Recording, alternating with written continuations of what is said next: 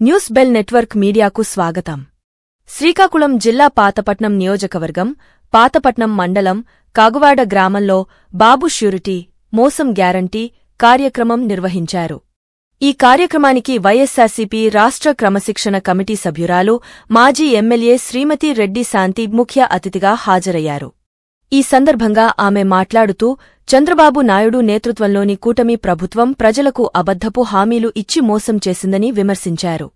కూటమి మేనిఫెస్టోలోని హామీలను ప్రజలకు వివరించి అవి నెరవేరడం లేదని అన్నారు. జగన్మోహన్ రెడ్డి పాలనలో ఇంటింటికి సంక్షేమ పథకాలు అందించేవారని, ఇచ్చిన మాట నిలబెట్టుకున్నారని అన్నారు.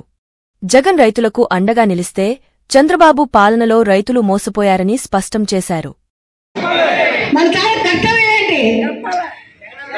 జగనన్నని మళ్ళీ మళ్ళీ మళ్ళీ ముఖ్యమంత్రి చేసుకోవాలి.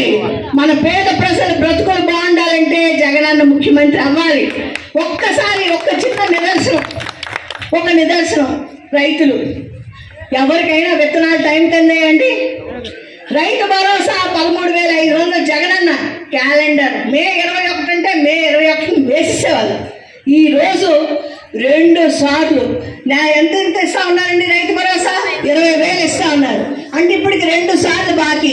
ప్రతి రైతుకు రైతు భరోసా కిందే 40,000 బాకీ ఉన్నారు ఈ చంద్రబాబు నాయుడు. మరి ఆయనకి ప్రోత్సహిస్తున్న పవన్ కళ్యాణ్. మరి వాళ్ళ ఊర్లోకి వస్తే మనం అడగాలా వద్దా? అడుగుతాను.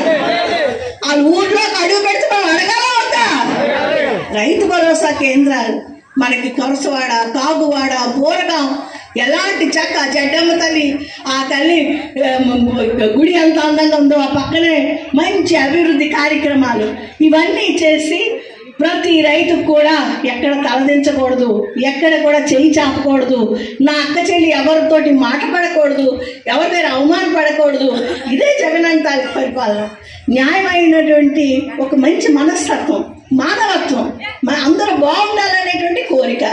మరి ఈరోజు చూస్తే రైతు భరోసా కేంద్రాలు ఒక ఆంధ్రప్రదేశ్లోని భారతదేశంలో ఎక్కడా లేవు, ప్రపంచంలో ఎక్కడా లేవు. ఎన్నో కంట్రీస్ నుంచి, ఎన్నో దేశాల నుంచి వచ్చి ఈ రైతు భరోసా కేంద్రాలు ఏంటంటే అధ్యయనం చేసినటువంటి ఘనత మన జగనన్న కల్పించారు. మళ్ళీ మన జగనన్నే ముఖ్యమంత్రి చేసుకోవాలి. మరి ఈరోజు రైతుల పరిస్థితి ఎంత ఘోరం.